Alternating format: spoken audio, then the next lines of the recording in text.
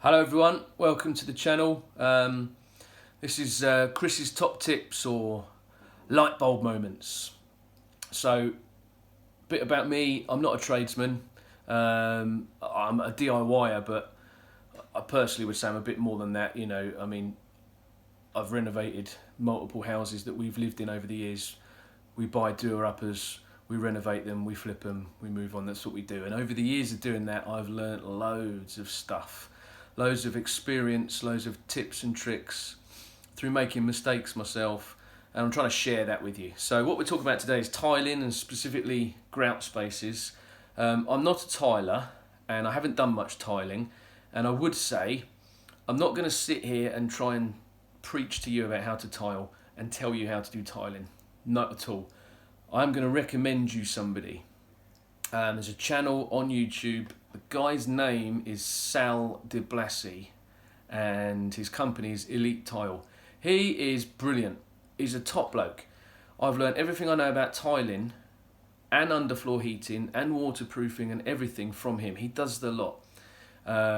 He's got loads of videos about tiling. He also does full installations, boarding everything out using XPS board, extruded polystyrene, which is waterproofing the joins in that, and underfloor heating. So he's big into Schluter Dietra Heat, which is the system I've installed upstairs from watching his videos. He's a top bloke, so I'll link that in the description. If you want to know how to lay tiles, go to him. If you want to know what my little light bulb moment that has just happened to me, stick around. So what we're doing, these are the floor tiles that we are going to install upstairs. They're 420mm square, so quite big, perhaps not by modern standards. It's certainly biggest tiles we've ever had, 420mm square.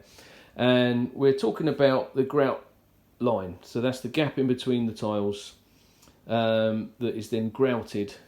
What size grout line do you want? What size spaces do you want? Now, if you go onto Google, I did this morning, if you go onto Google and you type in what size grout line for floor tiles, they will tell you between 3 and 5mm.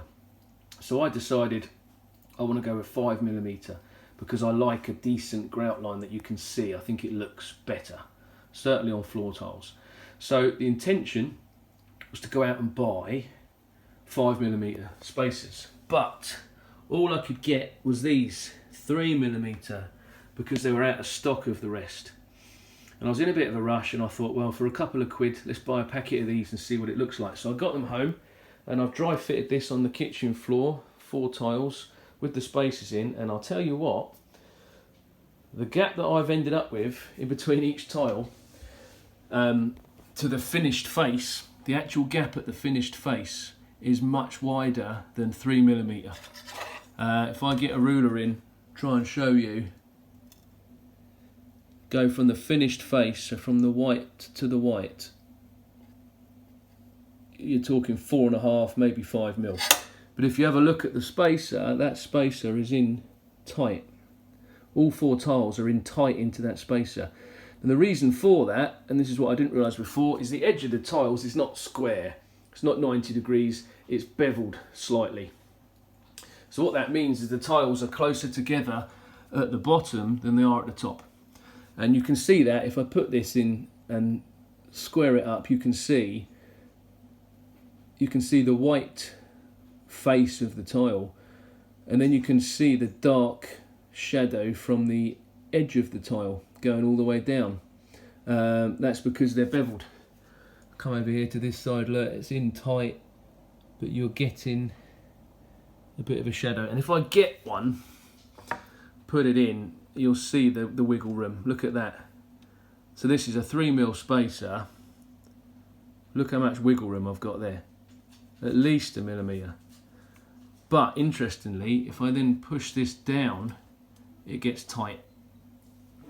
So that's the tip. If you want a particular space grout line, don't just go with what it says on the packet, because as I've proven here, these 3mm tile spacers with these particular tiles, because of the way these tiles have been manufactured, I'm getting a much bigger grout line than 3mm. So the tip really is to dry fit everything, and that's what Sal de Blasi will tell you as well. You dry fit everything, you work out where your cuts are going to be, and before you put it in. Now on the spacers, before I get lynched in the comments, I know the general consensus is that you should do it like this, and then when you've finished you remove them before you grout.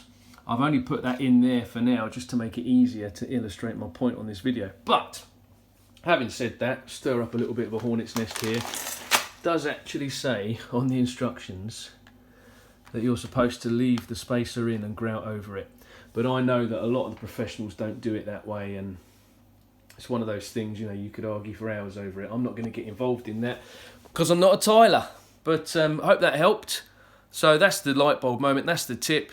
If you want a certain size grout space on your tiles, you really need to work out what kind of tiles you've got, what do they look like when they're down, and how is it going to look when it's finished. Don't just buy a packet of spacers and trust what it says on the packet, because they are 3mm spacers, but they're not giving me a 3mm grout line because of the type of tiles I'm using. Alright, be lucky. Cheers guys.